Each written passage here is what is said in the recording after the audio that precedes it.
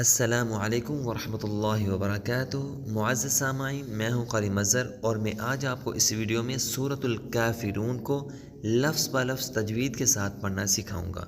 आप इस वीडियो को गौर से सुनें, बार बार रिवाइज़ करें। उम्मीद है कि वीडियो के एंड में आपको यह सूरत तजवीद के साथ पढ़ना आ जाएगी। शुरू में हम इस सूरत को एक बार हद्र की शक्ल में पढ़ते हैं। समाअत फरमाइए।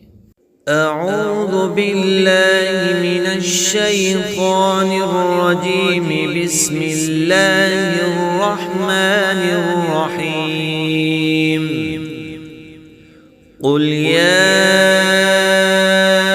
أيها الكافرون لا أعبد ما تعبدون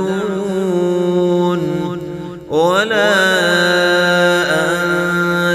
عابدون ما أعبد ولا أنا عابد ما عبدتم ولا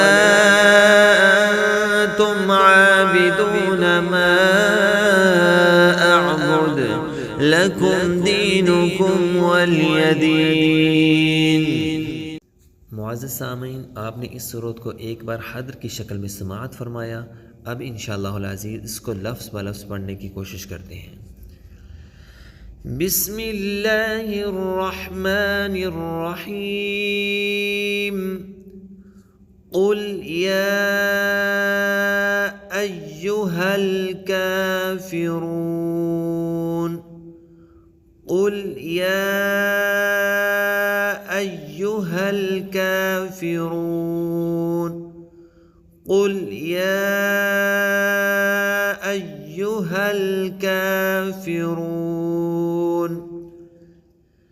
ला अअबुदु मा तअबुदून ला अअबुदु मा तअबुदून لا أعبد ما تعبدون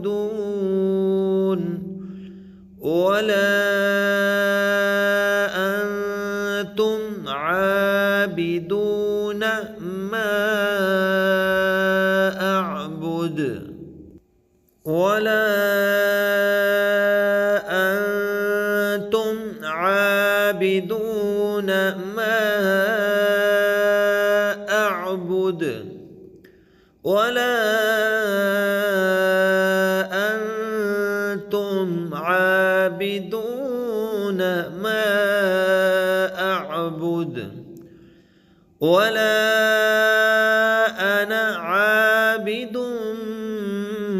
ما عبدتم ولا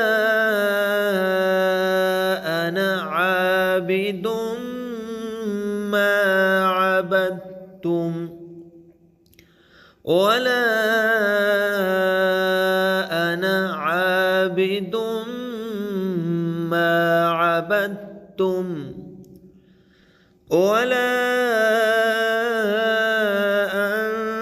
أنتم عابدون ما أعبد ولا أنتم عابدون ما أعبد لكم دينكم ولي دين لكم دينكم ولي دين لكم دينكم ولي دين।